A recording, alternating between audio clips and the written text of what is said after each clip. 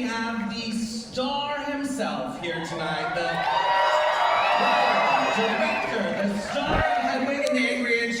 Let's bring him out, give him that San Francisco welcome, that Castro Theater welcome you're so known for. It's the one, the only, John Cameron Mitchell!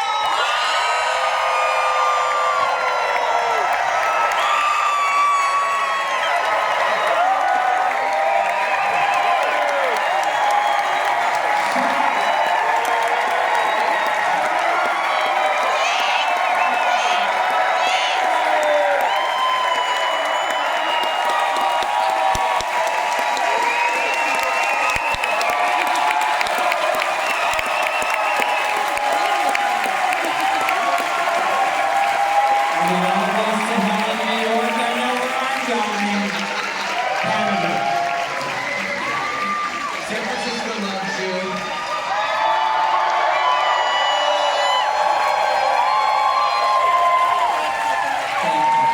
They just turned the lights out on you, didn't they? Yeah. This is already going to be the fastest Q&A because when they're ready, we're going to hand the stage over to these folks.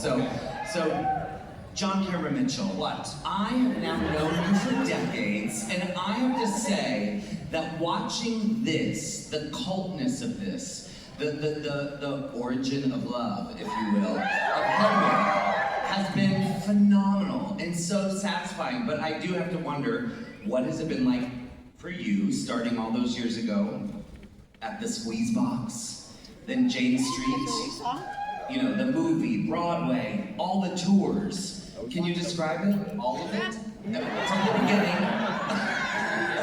For the last, year by year, please. I can't answer that question. I mean, I'm just happy to be alive. Yeah. Like,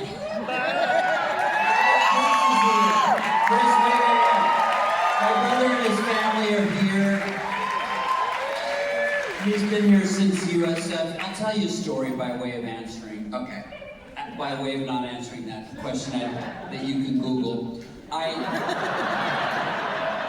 You know, Bay Area means so much to me, and New York is a place where you're supposed to make it.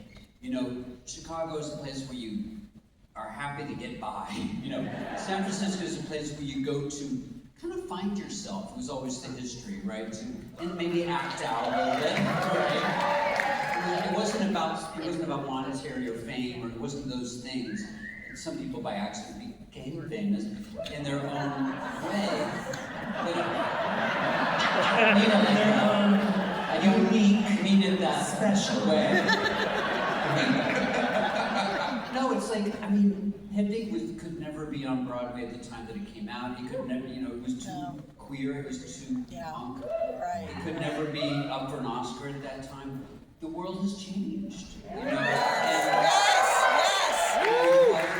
it requires some effort to change, and usually it's people, you know, they say the arch-conservative and the arch-liberal both got shit on by their dad.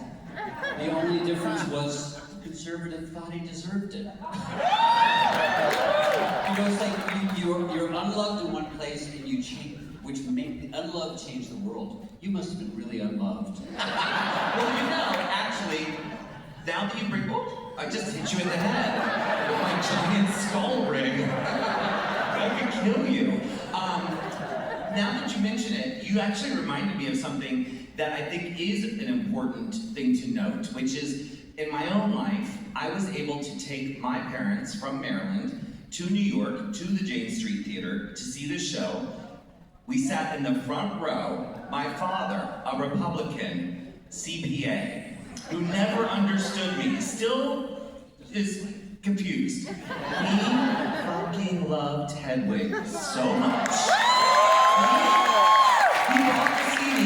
He had walked out there with tomato. Do you remember how you used to smash your tits and the front row got it? I was nervous. And you kissed him on the forehead at the beginning of the show. I was sitting there freaking out like, what have I done? But he loved it. And I wonder if you've experienced that, like through creativity, through art, that it's another form of coming out and showing the world who we are. Yeah, it's another form of therapy. Saved a lot of money by doing art. Is that a human hair? I'm just sprouting. It's all such an illusion, but sometimes my masculinity just bursts through the sequin. I'm so hirsute. Well, let me just finish the story I was telling before. The Bay Area was so important for me. I was a little closet case in Chicago in the theater department at Northwestern, which was all in the closet theater department. And I came to visit my brother at USF. He was in the Stoners frat. What was it called, Chris? Sigma SAE, which is usually an oligarch type of in other schools, like at mine. But there was the Stoners, and they were relaxed. And I stayed at the frat, and I'm like, there must be more to San Francisco. So, did my research, and I didn't go to fucking Castro. I went to Polk Street. I went to the really throbbing penis of gay men. And it was 1985, and I was like, I went to Le Salon, dirty bookstore. It was like Barnes and Noble. It was huge. A guy came up to me and Doug over by a huge basket and said, gave me a flyer for a solstice party. And with flying penises and everything on it. And I was like, are you interested in Ibsen? I said, what? And he gave me the flyer. I said, I'm not going to be here for this, but I screwed up my courage and I said, you want to go out? So I took him out. He picked me up. Trying to get us off the stage. He picked me up in his muscle car, jacked up GTO. The rear view mirror that went all the way across for those guys, so you could see everything forever. And we went to an Albert Brooks movie. We were the only people there. He wasn't laughing. I was like, this is horrible. And he goes, after he goes, I want to go over the bridge. Because he lived in Berkeley.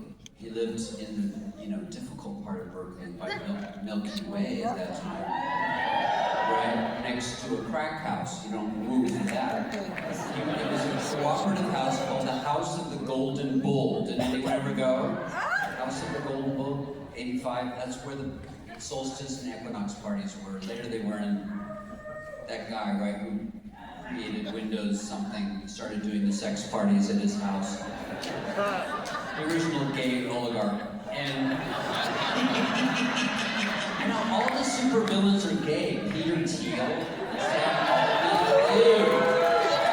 We just lost one.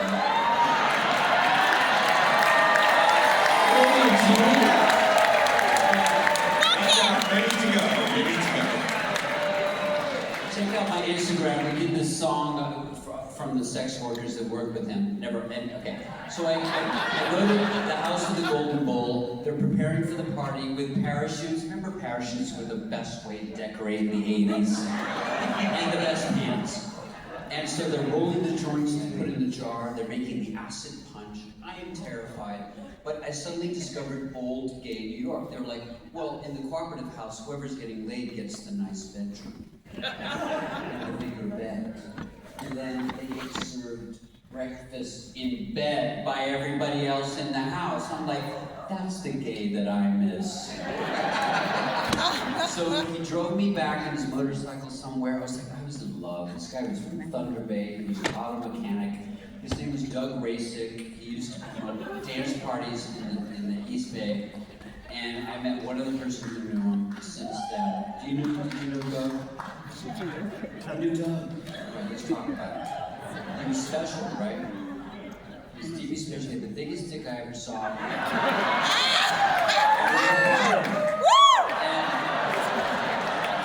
luckily, and dangerous. Then he drove me back, I think in his GTO, to the frat. Remember those streets? After 3 days, no cell phones, I didn't call him. He's like, what the fuck, dude? I thought you were dead. And I was like, no, I'm gay.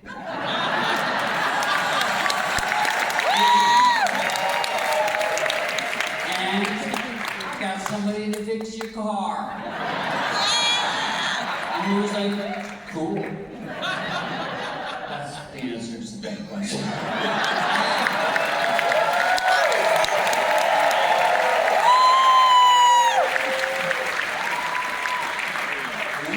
Take it. On behalf of San Francisco, I'd like to say we are honored to know that we pushed you out of the closet and that you had some very formative experiences here. Yeah. John Cameron Mitchell, I have to say the gift you've given all of us with Hedwig is extraordinary. And your entire body of work, short bus and your acting work, and we in San Francisco, you are a sister. We love you. Thank you for bringing your gift to us tonight.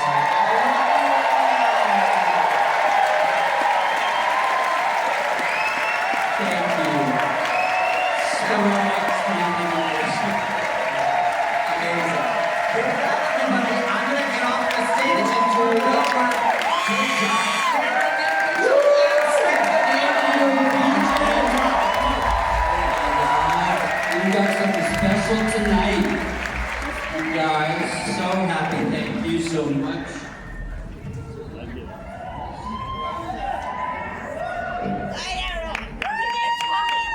What set list he was gonna do. I don't even know. You guys, did you see the production of Hedwig? It was in Oakland or Berkeley? In Berkeley at